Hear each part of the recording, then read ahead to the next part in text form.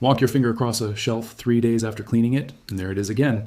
A fine gray film, like the house is manufacturing it from nothing. Most people blame the obvious suspects: pets, open windows, a dry climate. But building scientists who test homes for a living will tell you something most homeowners never hear. The dust isn't coming from where you think, and the real source is usually built into the structure of the house itself. To understand why, you have to stop thinking of a house as a sealed box. It isn't. Every home, no matter how new or expensive, is full of small gaps. Around electrical outlets, behind baseboards, at the rim joist where the foundation meets the framing, around plumbing penetrations, and inside the attic hatch. Individually, each gap is tiny, but added together, they behave like a second invisible duct system, one that nobody designed and nobody controls. This idea has a name in the construction industry: the building envelope.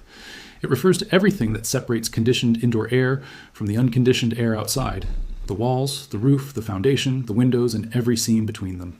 For most of the 20th century, builders didn't think about the envelope as a single connected system. Insulation went in the walls, and that was considered enough.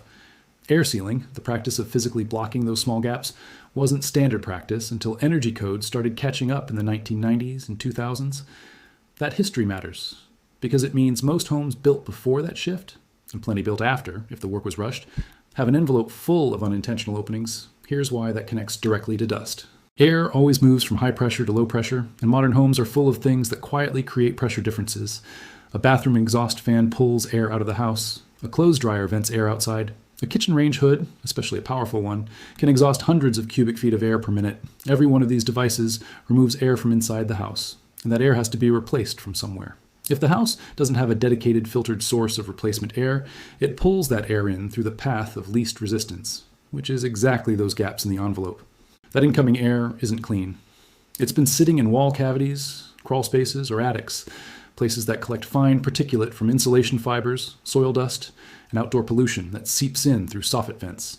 When that air gets pulled indoors, it doesn't arrive as a dramatic gust. It seeps in slowly, continuously all day, carrying fine particles that settle on horizontal surfaces. This is why some homes seem to generate dust no matter how often they're cleaned. The house is functioning like a very slow, very inefficient air filter, and the filter medium is your furniture. There's a second mechanism, and it's arguably a bigger contributor in homes with forced air heating and cooling: duct leakage. Most ductwork in North American homes runs through unconditioned spaces: attics, crawl spaces, and garages.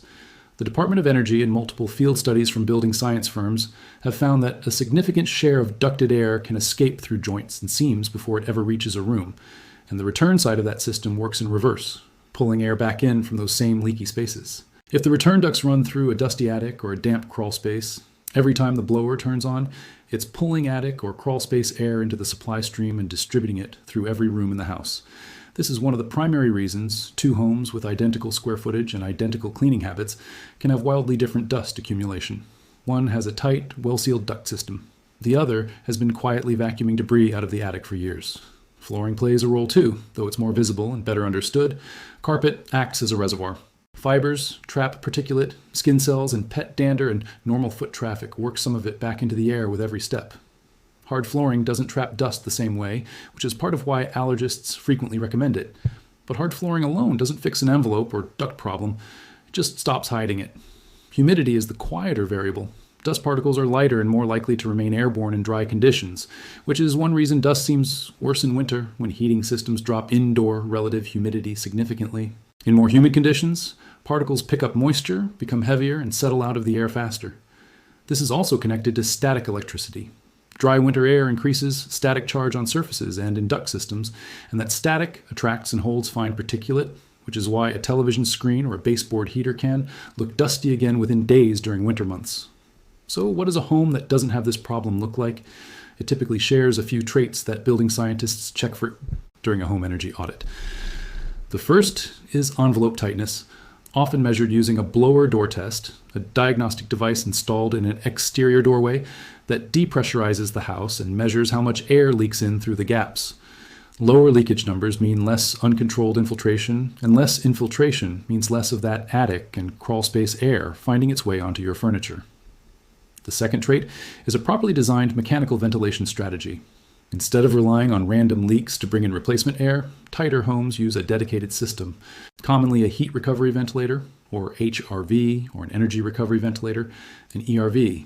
These devices bring in a controlled, filtered stream of outdoor air while exhausting stale indoor air, and they pass the two air streams by each other through a heat exchanger core so the incoming air is preconditioned before it enters the home. Critically, that incoming air passes through a filter first. It's the difference between a house that breathes through a controlled valve and a house that breathes through 1,000 uncontrolled cracks. The third trait is duct sealing. Building performance contractors use mastic sealant or foil tape, never standard cloth duct tape despite the name, to seal every joint in accessible ductwork, and in some cases apply an aerosol sealant that's sprayed through the duct system under pressure and bonds to the inside of leaks as small as a pinhole. Combined with return ducts that are fully contained within conditioned space rather than snaking through an attic, this removes one of the largest sources of infiltrated particulate. The fourth trait, often overlooked, is filtration itself. HVAC filters are rated using the MERV scale, Minimum Efficiency Reporting Value, which measures how effectively a filter captures particles of different sizes. A basic fiberglass filter, a MERV 1 to 4, is designed primarily to protect the equipment, not the air you breathe, and lets most fine dust pass straight through. Filters in the MERV 8 to 13 range capture progressively smaller particles, including much of the fine dust and some allergens, but higher MRV filters also create more resistance to airflow, so a system has to be designed, or at least verified, to handle that added resistance without straining the blower motor. None of this is exotic technology. Blower door testing has existed since the 1970s. Duct sealing materials have been available for decades. MRV-rated filtration is a widely published, non-proprietary standard. So why isn't every home built or retrofitted this way? Mostly economics and visibility. Air sealing and duct sealing are invisible once the drywall goes up.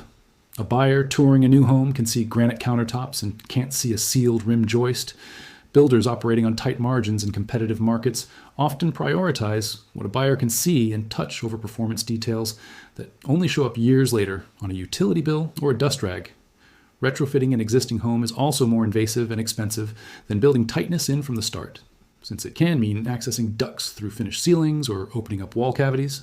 There's also a persistent misconception that older homes with more air leakage are automatically healthier because they breathe more, diluting indoor pollutants naturally. Building scientists generally reject this framing. Uncontrolled leakage doesn't dilute pollutants in any predictable way, and it introduces exactly the kind of unfiltered particulate we've been describing. Controlled ventilation through an HRV or ERV achieves better indoor air quality with far less uncontrolled particulate, because the incoming air is filtered and the exchange rate is measured and consistent, rather than dependent on wind speed and pressure differences that change hour to hour. If you're enjoying learning how these invisible systems shape everyday life in your home, subscribing helps more of these deep dives reach people who are curious about the buildings around them.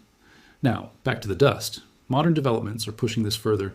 Passive house and other high-performance building standards require verified air tightness targets and mandatory mechanical ventilation with heat recovery, essentially building the dust reduction strategy into the code requirements rather than leaving it optional. Some newer HVAC systems now include electronic air cleaners or higher MERV media cabinets as standard equipment rather than an add-on, and smart thermostats increasingly report filter status and runtime, making it easier for homeowners to catch a clogged filter before it starts recirculating trapped particulate back into the airstream. Infrared cameras and blower door testing have also become common enough that many energy auditors now offer combined house as a system assessments, checking envelope leakage, duct leakage, and filtration together instead of treating them as separate problems. Looking forward, the direction is toward homes that treat air movement the way they've long treated water movement, as something engineered and directed, not something left to chance. Smart ventilation controls that adjust airflow based on real-time indoor air quality sensors are already appearing in newer builds, adjusting fresh air intake automatically rather than running on a fixed schedule.